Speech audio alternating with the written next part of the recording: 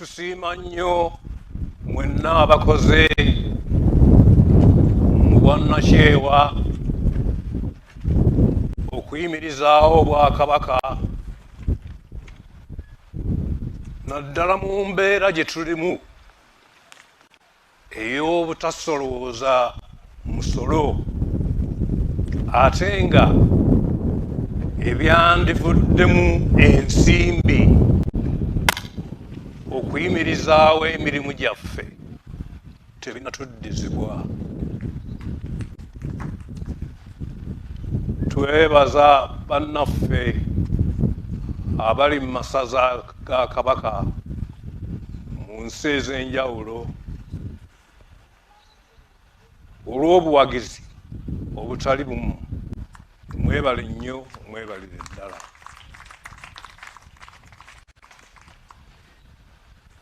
Twongera okwebaza abantu ssekinnoomu n'ebitongole eby'enjawulo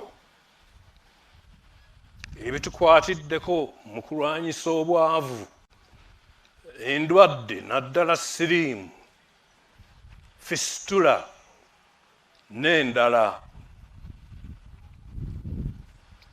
Twebaza n'abatwegasseeko okuvumirira obukulembeze obutagoberera amazima n'amateeka.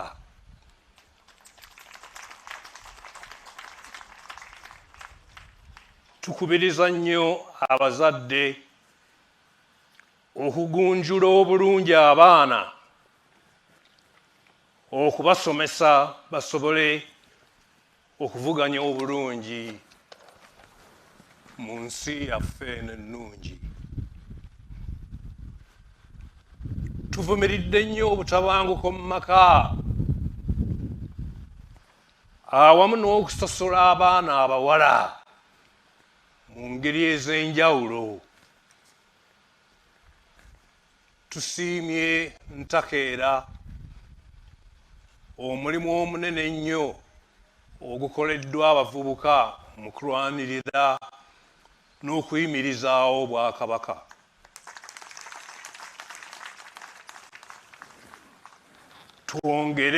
Twongere okukuuma ennono n'olulimi Oluganda nga tulusomesa abaana n'empisa zaffe. Mu ngeri y'emu tusiima nnyo bassaaba ne bannaava awamu n'oluli olulangira olw'omulimu omulungi gwe baakola okuviira ddala ku Matikkira okuddaabiriza embiri za Buganda ezisangibwa mu bitundu eby'enjawulo. Tusaasira nnyo bannaffe abafiiriddwa abantu baabwe olw'obulwadde bwa COVID. Twebaza nnyo Bannayuganda olw'okugondera endagiriro y'abakugu ku kwewala okukwatibwa COVID. Era tubasaba obutaddirira. Tusiima nnyo Yunivasite y'e Makerere, Mbalala n'eggulu olw'okunoonyereza okukoleddwa ddagala eriyamba okujjanjaba ekirwadde kya COVID-19. Era tusaba gavumenti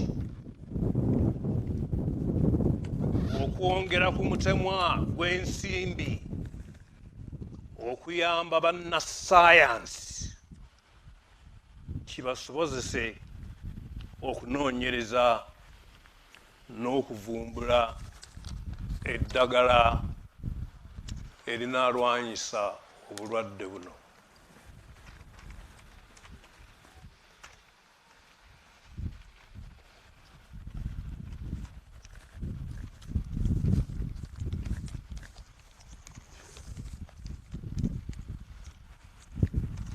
ffenna tujjukira nti okusalawo okuzzaawo obwakabaka mu 1993 twayita mu mitendera egiwerako omwali okwenyigira obutereevu mu kuggyawo obwannakyemalira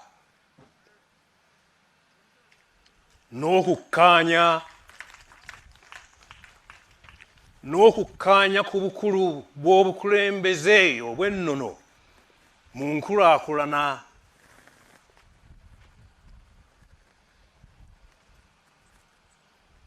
ebintu Buganda ebyagigibwako omuli enfuga eya federo, ettaka, ebizimbe omuli Bulange n'embiri z'abassekabaka baffe abaagenda. Bino n'ebirala bye tuyita ebyaffe ate nga kituufu ddala bye byaffe.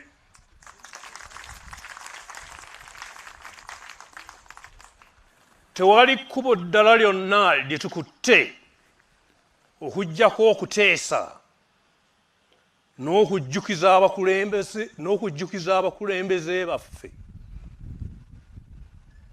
ku nsonga ze twakkaanyaako n'endala ezikwata ku ddembe ly'obuntu, obukulembeze obw'amazima n'enkulaakulana ya Buganda ne Uganda okutwalira awamu. Kati emyaka giweza 28 nga tuli ku nsonga zino era nga tumanyi nti zijja kuggwa mu bukakkamu n'omukwano. Twebaza abantu bonna abatukwatiddeko nga tunoonya amazima mu nsonga zino.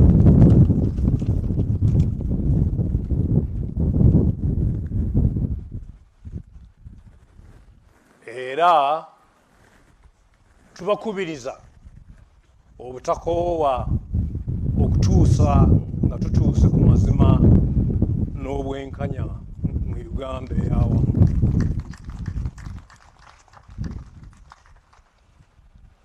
Tuvumirira nnyo bannaffe abo abateekawo embeera mu bugenderevu okutuggya ku mulamwa ogw'okujjukiza abakulembeze b'eggwanga ku nsonga y'ebyaffe. Buganda teyagalangako kwekutula ku bitundu birala. Buganda teyagalangako kwekutula ku bitundu birala ebya Uganda wadde okugoba bannayuganda abalala. Tuwulidde nnyo ensonga y'ettaka lya Buganda eyogerwako abantu ab'enjawulo, era bangi nga bagamba nti yeevaako okukonzibya enkulaakulana ya Uganda. Kino si kituufu.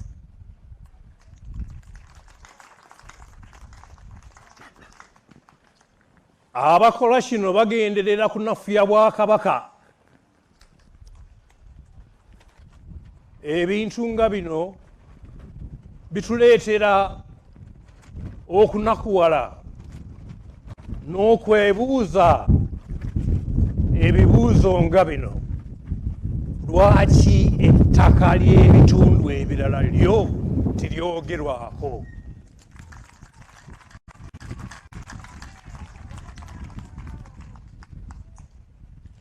Lwaki omwoyo gwa Buganda ogutafa ogusembeza abalala gutwalibwa ng'obunafu?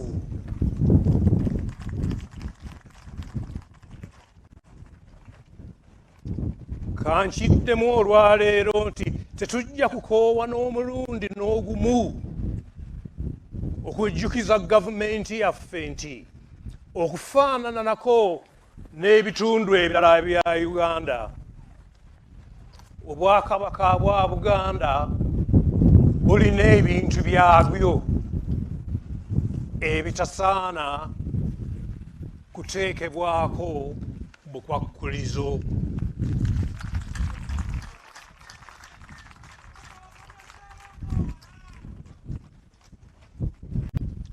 Twebaza Pookino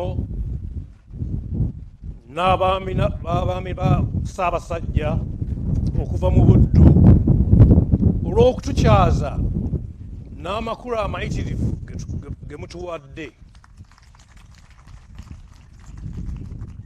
Twebaza ababaka ba Paalamenti abava mu Buganda olw'obweyamo bwe batuwadde okulwanirira ensonga za Buganda.